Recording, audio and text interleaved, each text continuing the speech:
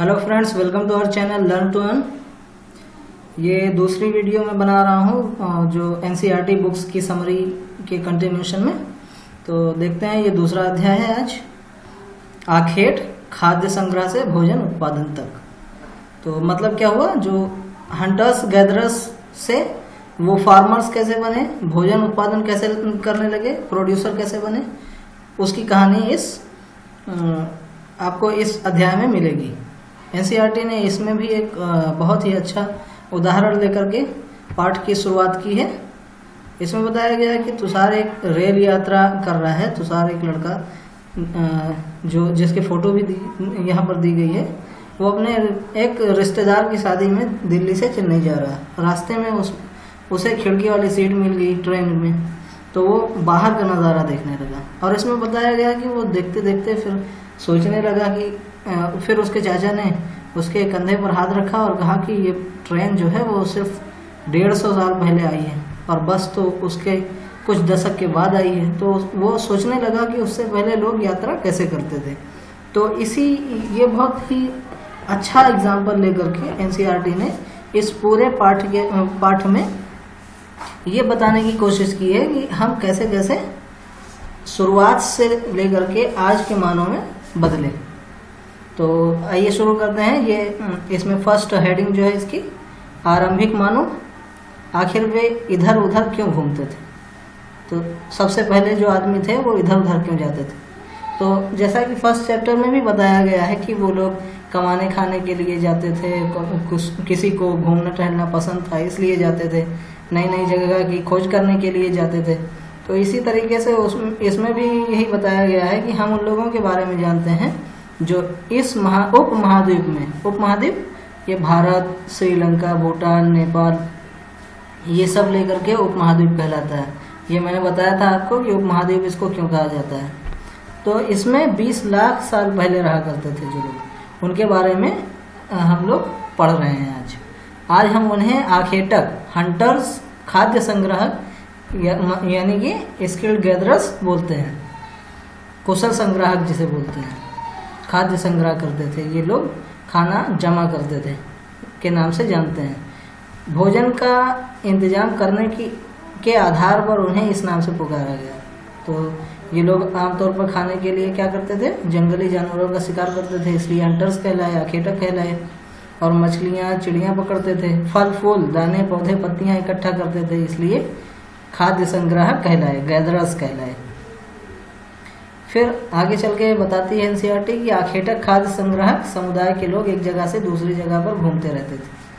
तो ये लोग एक जगह से दूसरी जगह घूमते रहते थे। इसके पीछे की क्या कारण है। पहला कारण बताया गया कि अगर वे एक ही जगह पर ज़्यादा दिन तक रहते तो आसपास के जितने पेड़ पौधे, फल, जानवर थे सब खाकर समाप्त कर देते थे और भोजन की तलाश में दूसरी जगह जाना पड़ता था। दूसरा कारण इसका बताया गया कि ये जानवर अपने शिकार के लिए या फिर हिरण और मवेशी अपना चारा ढूंढने के लिए जंगल एक जगह से दूसरी जगह जाया करते थे। जैसे जो जानवर हैं शेर वगैरह, वो सब छोटे छोटे जानवरों के लिए जाया करते थे और जो भेड़ बकरियां थीं वो घास की तलाश में जाया करती थी। और तीसरा कारण जो है वो ये बताया गया कि पेड़ और पौधों में फल फूल अलग अलग मौसम में आते थे, इसलिए लोग उनकी तलाश में उपयुक्त मौसम के अनुसार अन्य इलाकों में घूमते रहते होंगे। ये तीसरा कारण बताया। चौथा कारण बताया कि पानी के बिना किसी भी प्राणी या पेड़ पौधे का जीवन असंभव है। इस वजह पानी झीलों, झरनों और नदियों में ही मिलता है। और बताया गया कि ये सारी नदियाँ जो हैं वो कुछ ऐसी नदियाँ होती थी जिनका पानी कभी नहीं सूखता था, लेकिन अक्सर नदियाँ और झीलों का पानी जो होता था वो मौसम के अनुसार मिलता था। यानी बरसात के मौसम में ज़्यादा पानी रहता था और सूखे मौसम में वो सब सूख जाती थी। तो इस वजह से नदियों के किनारे बसे लोगों को सूखे मौसम में पानी की तलाश में इधर उधर जाना पड़ता होगा। ये 4 बड़े कारण हैं जिसकी वजह से लोग घूमते थे। अब दूसरी हेडिंग के बारे में बताते हैं, आरंभिक मानव के बारे में जानकारी हमें कैसे मिलती है। तो इसमें बताते हैं कि पुरातत्वविदों जो हैं, आर्कियोलॉजिस्ट जो हैं, उनको कुछ ऐसी वस्तुएं मिली हैं जिनका निर्माण और उपयोग आखेटक खाद्य संग्राहक किया करते थे। यह संभव है कि लोगों ने अपने काम के लिए पत्थरों, लकड़ियों और हड्डियों के औजार बनाए, क्योंकि उस टाइम पर मेटल्स को पिघला करके ऐसे बनाना, औजार बनाना उतना आसान नहीं होता था। इस वजह से वो लोग लकड़ियाँ, हड्डी, ये सारी चीज़ें यूज़ करते थे। इनमें से पत्थरों के औजार आज भी बचे हुए हैं। इनकी वजह ये है कि पत्थरों के औजार सड़ते गलते नहीं हैं, और बाकी औजार हैं वो सब सड़ गल जाते हैं। इनमें से कुछ औजारों का उपयोग फल फूल काटने, हड्डियाँ और मांस काटने तथा पेड़ों की छाल और जानवरों की खाल उतारने के लिए किया करते थे। कुछ के साथ हड्डियाँ और लकड़ियों के मुट्ठे लगा कर भाले और बाण जैसे हथियार बनाए जाते थे। कुछ औजारों से लकड़ियाँ काटी जाती थीं। लकड़ियों का उपयोग ईंधन के साथ साथ झोपड़ियों और औजार बनाने के लिए भी किया जाता है। 2 इसमें चित्र दिए हुए हैं। इसमें एक में दिखाया गया है कि ये पत्थर के हथियार से, औजार से मट्टी खोद रहे हैं, और ये रूट्स जो खाने लायक जो फल की जड़ें होती हैं उनको खोद कर निकाल रहे हैं। और दूसरी जगह दिखाया गया है कि ये एक चमड़े से कपड़ा बुनने के लिए छेद किया जा रहा है, इसमें दिखाया गया है। और फिर उसके बाद आगे बताते हैं कि रहने की जगह कैसे निर्धारित किया लोगों ने। एनसीईआरटी बताते हैं कि रहने की जगह कैसे निर्धारित किया।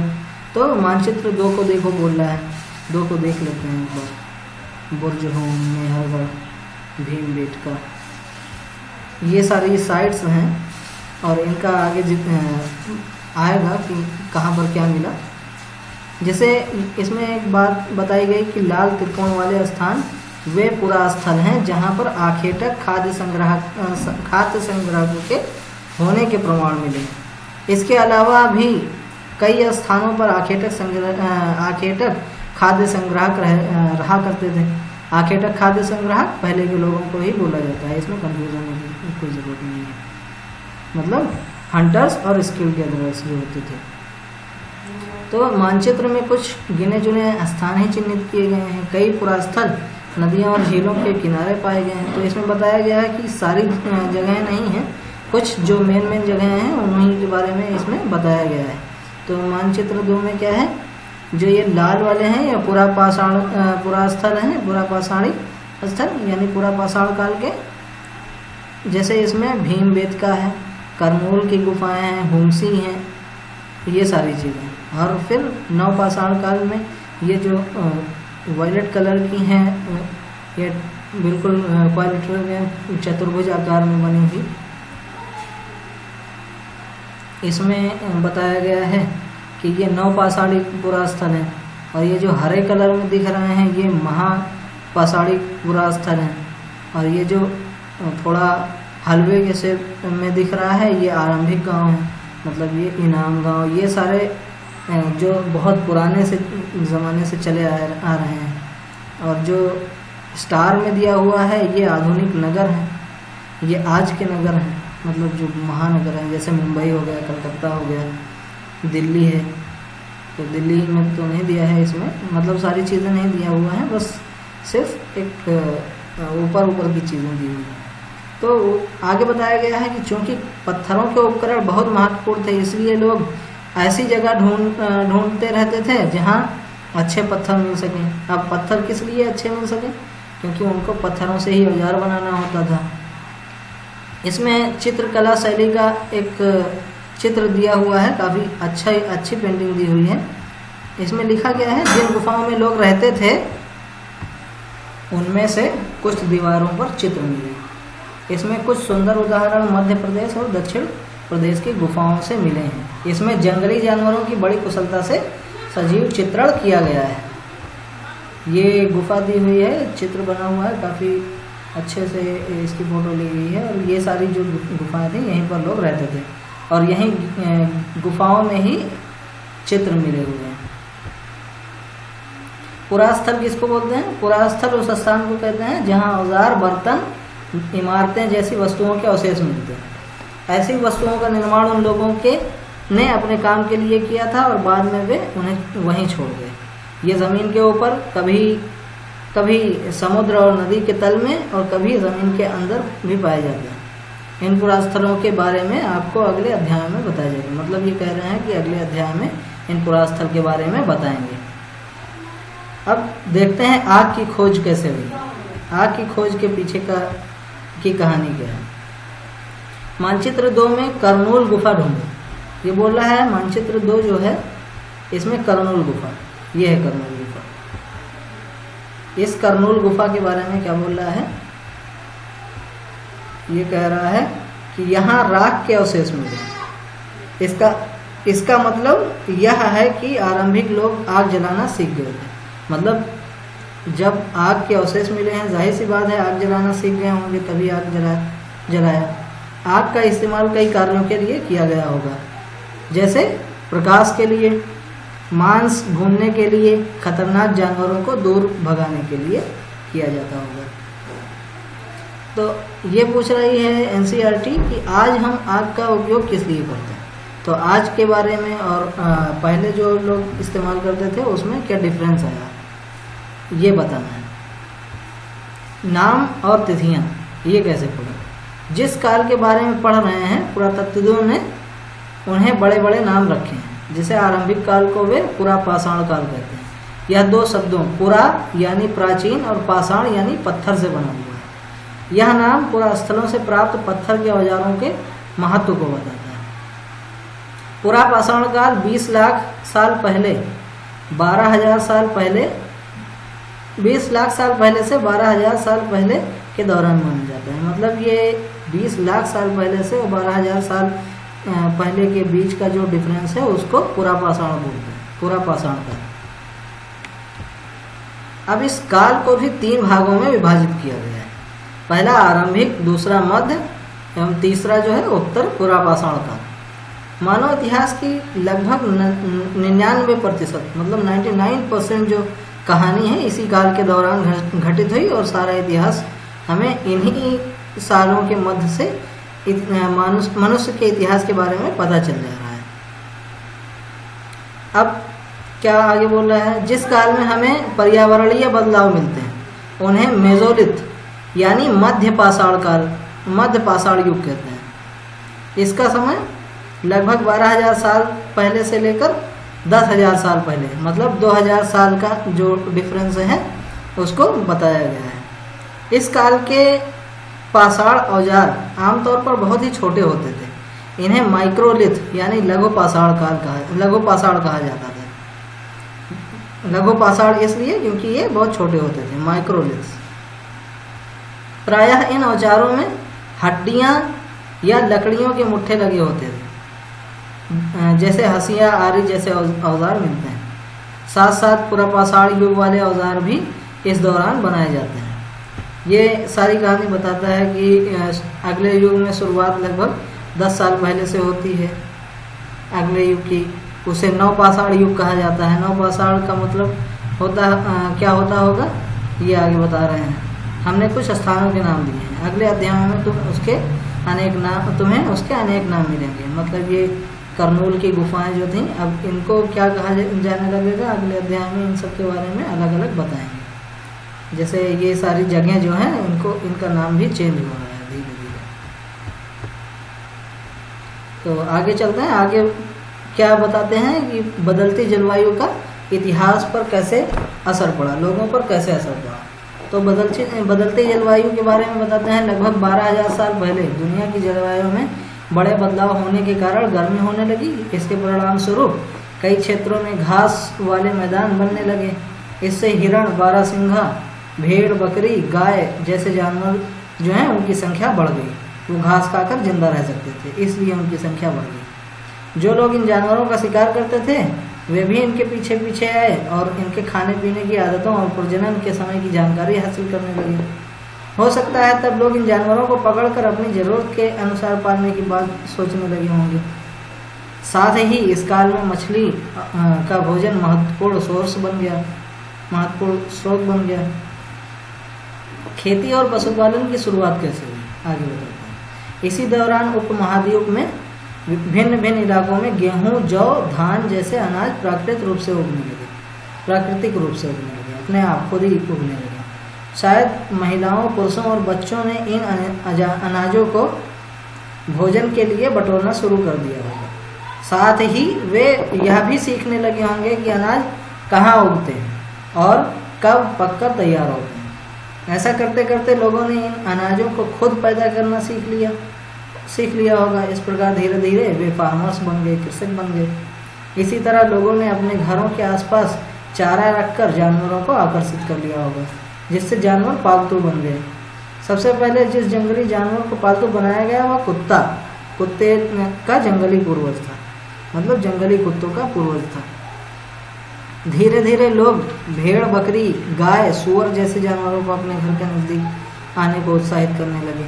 ऐसे जानवर झुंड में रहते थे, ज़्यादातर घास खाते थे। अक्सर लोग अन्य जंगली जानवरों के आक्रमण से इनकी सुरक्षा कर रखते थे और धीरे धीरे वे पशुपालक बन गए। तो फिर एक क्वेश्चन रेज किया है, क्या तुम बता सकती हो कि सबसे पहले कुत्तों को ही पालतू क्यों बनाया गया? इसका आंसर हो सकता है क्योंकि कुत्ता हड्डी वगैरह खा करके जिंदा रह सकता था और इस वजह से जब मनुष्य भोजन खाता, मांस खाता और उससे बचने वाली जो हड्डियां होती थी वो बाहर फेंक देता और वो कुत्ते आकर के उसको खाते और इस तरीके से वो पालतू बन गए। अब बसने की प्रक्रिया कैसे शुरू हुई? बसने की प्रक्रिया लोगों द्वारा पौधे उगाने और जानवरों की देखभाल करने को बसने की प्रक्रिया का नाम दिया गया है, डोमेस्टिकेशन जिसको बोलते हैं। अपनाए गए ये पौधे तथा जानवर अक्सर जंगली जानवरों तथा जानवरों से भिन्न होते थे। इसकी वजह यह है कि बसने की प्रक्रिया की दिशा में अपनाए गए पौधों या जानवरों का लोग चयन करते हैं। जैसे आज के दौर में ही देख लो, लोग उन्हीं पौधों का और जानवरों का चयन करते हैं जिनके बीमार होने की संख्या कम हो। यही नहीं, लोग उन्हीं पौधों को भी चुनते हैं जिनके बड़े दाने वाले अनाज पैदा होते हैं जिनसे। साथ ही उनकी मजबूत डंठलें अनाज के पके दानों के भार को संभाल सकें, ऐसे पेड़ लगाए जाते हैं, ऐसे पौधे लगाए जाते हैं। ऐसे पौधों को बीज को संभाल कर रखा जाने लगा ताकि फिर से उगाने के लिए उनको रखा जा सके। उन्हीं जानवरों को आगे प्रजनन के लिए चुना जाता था और आमतौर पर जो अहिंसक होते थे उनको प्रजनन के लिए चुन लेते थे। इसलिए हम देखते हैं कि पाले गए जानवर तथा कृषि के लिए अपनाए गए पौधे जंगली जानवरों तथा पौधों से धीरे धीरे भिन्न होते गए। क्यों? क्योंकि वो उनकी जो खाने की आदत थी वो धीरे धीरे बदलने लगी। जैसे मिसाल के तौर पर बताते हैं, इसमें जंगली जानवरों की तुलना में पालतू जानवर के दांत और सींग छोटे होते हैं। जैसे ये 2 दांत के चित्र इसमें दिए हुए हैं। इसमें बताया गया है, इन दांतों को देखो, इनमें से कौन सा जंगली सूअर का है, कौन सा पालतू सूअर का। तो देखते ही हम बता सकते हैं ये वाला जंगली सूअर का होगा, ये पालतू सूअर का होगा। बसने की प्रक्रिया पूरी दुनिया में धीरे धीरे चलती रही। यह करीब 12,000 साल पहले से शुरू हुई। वास्तव में आज हम जो भोजन करते हैं वे इसी बसने की प्रक्रिया की वजह से है। मतलब जो कृषि स्टार्ट हुई वो इसी पीरियड में 12,000 साल पहले से स्टार्ट हुई। और सबसे प्राचीन फसलों में गेहूं और जौ आते हैं। जो मैंने आपको फर्स्ट चैप्टर में आप लोगों को बताया था ना कि जो गेहूं और जौ है वो सुलेमान और किरथल पहाड़ियों के बीच का जो पार्ट है वहाँ पर सबसे पहले पाया गया है। उसी तरह सबसे पहले पालतू बनाए गए जानवरों में से कुत्ते के बाद भेड़ बकरी आते हैं। भेड़ बकरी को फिर पालना स्टार्ट किया लोगों ने। अब अनाज का उपयोग कैसे कैसे होने लगा ये बताया गया है इसमें, इस वाले चित्र में बहुत ही संक्षेप में बताया गया। बीज के रूप में, खाद्य के रूप में, उपहार के रूप में, भंडारण के लिए उपहार, जब किसी एक दूसरे को उपहार भेजते थे तो उसमें अनाज देते थे। इसी तरीके से एक नई जीवन शैली का आरंभ हुआ। तो इसमें क्या बताते हैं, तुम किसी पौधे के बीज को बोकर देखो, तुम पाओगे कि इसे विकसित होने में कुछ वक्त लगा है। इसमें कुछ दिन, महीने या फिर साल तक लग सकता है। मतलब कुछ ऐसे बीज हैं जो कुछ दिन में ही उसमें अंकुर आने लगेगा और वो जम जाएंगी, और कुछ में महीनों लग सकता है, फिर कुछ में साल भर भी लग सकता है। इसलिए जब लोग पौधे उगाने लगे तो उनकी देखभाल के लिए उन्हें एक ही जगह पर लंबे समय तक रहना पड़ा। अब जो पहले का जीवन शैली थी, पहले की घूम घूम कर खाना बटोरते थे, घूम घूम कर अनाज बटोरते थे और उससे अपना जीवन यापन करते थे। अब इसमें क्या है कि वो एक ही जगह पर रहने लगे। बीज बोने से लेकर के फसलों के पकने तक, पौधों की सिंचाई करने, खरपतवार हटाने, जानवरों और चिड़ियों से उनकी सुरक्षा करने जैसे बहुत से काम शामिल हो गए उसमें। फिर उसके बाद कटाई के बाद अनाज का उपयोग बहुत संभाल कर रखना पड़ता था उसके भंडारण के लिए।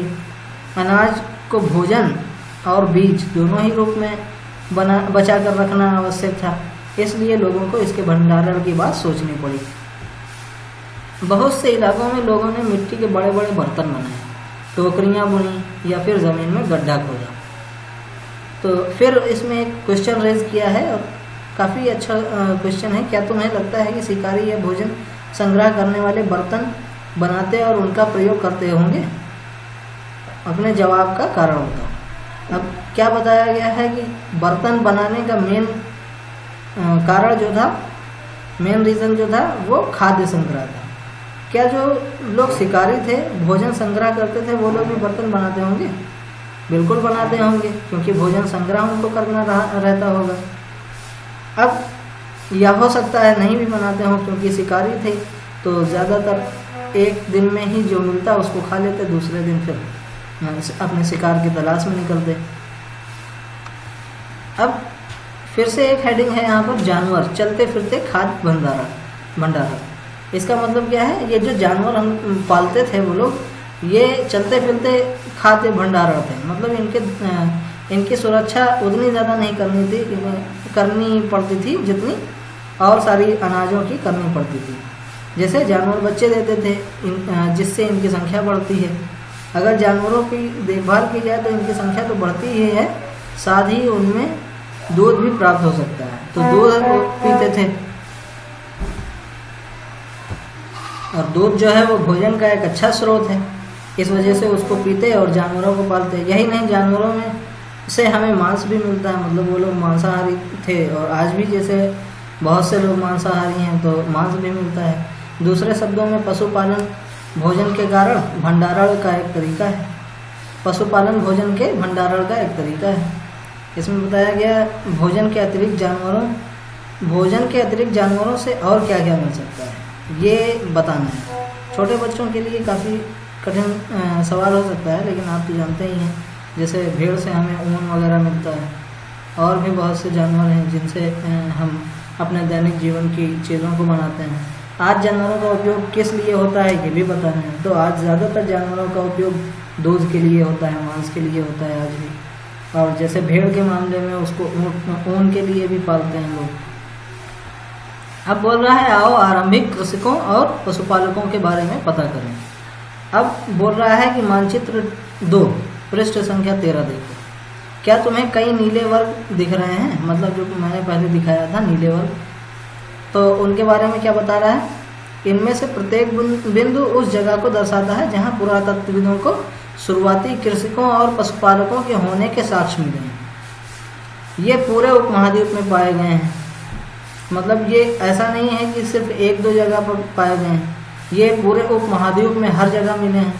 इनमें सबसे महत्वपूर्ण पश्चिमोत्तर क्षेत्र हैं, आधुनिक कश्मीर, मतलब कश्मीर का एरिया जो है, और पूर्वी तथा दक्षिण भारत में पाए गए हैं। पूरब में भी और दक्षिण भारत में भी पाए गए हैं। वास्तव में ये निर्दिष्ट स्थान जो हैं वो कृषकों और पशुपालकों की बस्तियां थी या नहीं, इसके जानने के लिए वैज्ञानिक खुदाई में मिले पौधों और पशुओं की हड्डियों के नमूनों का अध्ययन करते हैं। मतलब जो आर्कियोलॉजिस्ट हैं वो ये पता करते हैं ये बस्ती थी या नहीं, इसके बारे में पता करने का प्रयास कर रहे हैं। ऐसा लगता है कि ये गलती से या फिर जानबूझकर जलाए गए हों। वैज्ञानिक इन अनाज के दानों की पहचान कर सकते हैं। इस तरह हमें पता चलता है कि इस उपमहाद्वीप के विभिन्न भागों में बहुत सारी फसलें उगाई जाती रही होंगी। वैज्ञानिक विभिन्न जानवरों की हड्डियों को भी पहचान सकते हैं, कौन सी हड्डी किस जानवर की है ये भी पहचान सकते हैं। और फिर उसके बाद अस्थायी जीवन की ओर, मतलब पहले बंजारों की तरह घूमना, फिर उसके बाद अस्थायी जीवन की ओर कैसे बढ़े उसके बारे में यहाँ बताया जाएगा। पुरातत्वविदों को कुछ पुरास्थलों पर झोपड़ियाँ और घरों के निशान मिले हैं, जैसे बुर्ज हों। वर्तमान में कश्मीर का जो एरिया है वो वहाँ उसको पहले बुर्ज हों बोला जाता था। वहाँ के लोग गड्ढे के नीचे एक घर बनाते थे जिन्हें गर्तवास कहा जाता था। गर्तवास उन्हें किस लिए कहा जाता था आप लिख सकते हो, क्योंकि वो ज़मीन के अंदर होते थे घर, गड्ढे खोद करके बनाए जाते थे। इनमें उतरने के लिए सीढ़ियाँ होती थीं, इससे उन्हें ठंड के मौसम में सुरक्षा मिलती रही होगी, क्योंकि ज़मीन का अंदर का हिस्सा जो होता है वो गर्म होता है। पुरातत्वविदों को झोपड़ी के अंदर और बाहर दोनों ही स्थानों पर आग जलाने की जगह मिली हैं। तो इससे क्या उनको लगा कि मौसम के अनुसार वे घर के अंदर और बाहर खाना पकाते थे। जैसे सर्दी में घर के अंदर खाना पकाते थे, गर्मी में घर के बाहर खाना पकाते थे। अब क्या बताते हैं, इसमें एक एक्टिविटी के लिए दिया गया है कि एक गर्तवास का चित्र बनाओ। तो ये छोटे बच्चों के लिए है, और जो गवर्नमेंट जॉब के लिए उनको ये सब काम नहीं करना है, बस समझ लेना है कि क्या होता है। बहुत सारी जगहों के से पत्थर के औजार भी मिले हैं। इनमें से कई ऐसे हैं जो पुरापाषाण युगीन उपकरणों से भिन्न हैं, इसलिए उन्हें नवपाषाण युग का माना गया है। इनमें से वे औजार भी हैं जिनकी धार को और अधिक पैना करने के लिए, मतलब और अधिक तेज़ करने के लिए उन पर पालिश चढ़ाई गई जाती थी। ओखली और मूसल का प्रयोग अनाज तथा वनस्पतियों से प्राप्त अन्य चीज़ों को पीसने के लिए किया जाता था। आज हज़ारों साल बाद भी ओखली और मूसल का प्रयोग अनाज पीसने के लिए किया जाता है। उसी तरह प्राचीन प्रस्तर युगीन औजारों का निर्माण प्रयोग लगातार चलता आ रहा है। और कुछ जानवर हड्डियों से भी कुछ औजार जो हैं जानवर की हड्डियों से भी बनाए जाते थे। ये सारे पत्थर के औजार बनाए गए हैं। इसमें कुछ जानवरों की खाल छीलने के लिए, कुछ पेड़ पौधों को काटने के लिए, सब अलग अलग तरीके से प्रयोग किए जाते थे। ये एक बर्तन मिला हुआ है आर्कियोलॉजिस्ट को, उसका भी चित्र इसमें दिया हुआ है। नवपाषाण युग के पुरास्थलों से कई प्रकार के मिट्टी के बर्तन मिले हैं। कभी कभी इन पर अलंकरण भी किया जाता था। अलंकरण मीन्स फिर से उनको पेंट किया जाता था। बर्तनों का उपयोग चीज़ों को रखने के लिए किया जाता था। धीरे धीरे लोग बर्तनों का प्रयोग खाना बनाने के लिए भी करने लगे। चावल, गेहूँ तथा दलहन जैसे अनाज अब आहार का महत्वपूर्ण हिस्सा बन गए थे। धीरे धीरे जिनको उगाना स्टार्ट किया और फिर उससे ये अपने भोजन में लाने लगे और ये महत्वपूर्ण हिस्सा बन गए। इनके साथ साथ अब लोग कपड़े भी बुनने लगे। इसके लिए कपास जैसे आवश्यक पौधे उगाए जा सकते थे। क्या ये परिवर्तन हर जगह एक ही साथ आ गए होंगे? ऐसा नहीं हो सकता है। तो इसमें क्या बताया है, ऐसी बात नहीं है। हर तरफ जहाँ कई जगहों पर स्त्री पुरुष शिकार और भोजन संग्रह करने का काम करते थे, वहीं अन्य लोगों ने हजारों सालों के दरमियान धीरे धीरे खेती और पशुपालन को भी अपना लिया था। बहुत लोग मौसम के मुताबिक बदल कर अपनी जीविका चलाया करते थे। मतलब जब मौसम अच्छा हुआ तो खेती करने लगे, मौसम अगर नहीं सही है तो कुछ और काम करने लगे, शिकार करने लगे। अब ये एक साइट मिली थी इनको मेहरगढ़ में, मेहरगढ़ के घर का चित्र। तो ये घर जो है 4 पार्ट में डिवाइड है, 4 पार्ट में बटा हुआ है। तो इसके बारे में क्या बताते हैं, इसके बारे में छोटा सा निरीक्षण कर रहे हैं। इसमें क्या बताया गया है, इसमें बताया गया है कि मेहरगढ़ जो है वहाँ पर जो घर मिला है उससे हमें क्या क्या जानकारी मिल सकती है। तो यह ईरान जाने वाला सबसे महत्वपूर्ण रास्ता बोलन दर्रे के पास एक हरा भरा समतल स्थान है। मेहरगढ़ के बारे में बता रहे हैं कि यह ईरान जाने वाला सबसे महत्वपूर्ण रास्ते बोलन दर्रे के पास एक हरा भरा समतल स्थान है। मेहरगढ़ संभवतः वह स्थान है जहाँ के स्त्री पुरुषों ने इस इलाके में सबसे पहले जौ गेहूँ उगाना और भेड़ बकरी जो है वो पालना सीखा होगा। यहाँ विभिन्न प्रकार के जानवरों की हड्डियाँ मिली, इस वजह से वो लोग ऐसा बोले। इनमें हिरण तथा सुअर जैसे जंगली जानवरों तथा भेड़ और बकरियों की हड्डियाँ मिली। मेहरगढ़ में इसके अलावा चौकोर तथा आयताकार घरों के अवशेष भी मिले हैं। प्रत्येक घर में 4 या उससे ज़्यादा कमरे हैं। उनमें से कुछ संभवतः भंडारण के काम आते रहे होंगे। मृत्यु के बाद सामान्यतः मृतक के सगे संबंधी उसके प्रति सम्मान जताते हैं। लोगों की आस्था है कि मृत्यु के बाद भी जीवन होता है, इसलिए कब्रों में मृतकों के साथ कुछ सामान भी रखे जाते थे। मेहरगढ़ में ऐसी कब्रें मिली हैं, एक कब्र में से एक मृतक के साथ एक बकरी को भी दफनाया गया था। संभवतः इसे परलोक में मृतक के खाने के लिए रखा गया होगा, क्योंकि उस टाइम के लोग जो हैं वो बकरी वगैरह खाते थे, हंटिंग करते थे और मांसाहारी होते थे। इस वजह से कब्रों में उनको बकरी रख करके दिया गया।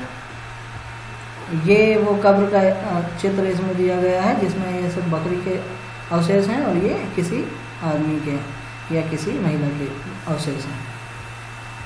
अब अन्यत्र में एक दिया गया है कि ये एक पेंटिंग है फ्रांस की एक गुफा से मिली हुई है। तो बोल रहा है कि अपने एटलस में फ्रांस ढूंढो। इस चित्र में फ्रांस की एक गुफा है। इस पुरास्थल की खोज 100 साल पहले 4 स्कूली छात्रों ने की थी।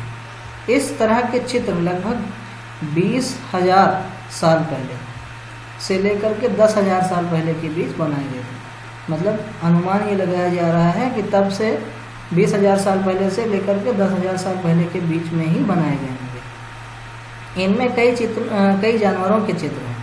इनमें जंगली घोड़े, भैंस, गैंडा, रेंडियर, बारहसिंघा एंड सुअरों के गहरे चमकीले रंगों से चित्रित किया गया है। सुअरों को और भी सारे जानवरों को। इन रंगों को लौह अयस्क और चारकोल जैसे खनिज पदार्थों से बनाया जाता था, क्योंकि उस टाइम तो पेंट हुआ नहीं करते थे, तो ये नेचुरल जो पेंट थे उनको यूज़ करते थे। यह भी संभव है कि इन चित्रों को उत्सवों के अवसर पर बनाया जाता रहा होगा, जैसे कोई मेला वगैरह लगा या कोई उत्सव, उनका कोई त्यौहार हुआ उस टाइम पर, या फिर इन्हें शिकारियों द्वारा शिकार पर निकलने से पहले कुछ अनुष्ठानों के लिए बनाया गया होगा। तो ये सारी जानकारी हमें एनसीईआरटी देती है। एनसीईआरटी में फिर एक क्वेश्चन दे दिया, क्या तुम इन्हें बनाने का कोई और कारण बता सकते हो, क्यों बनाया गया हो?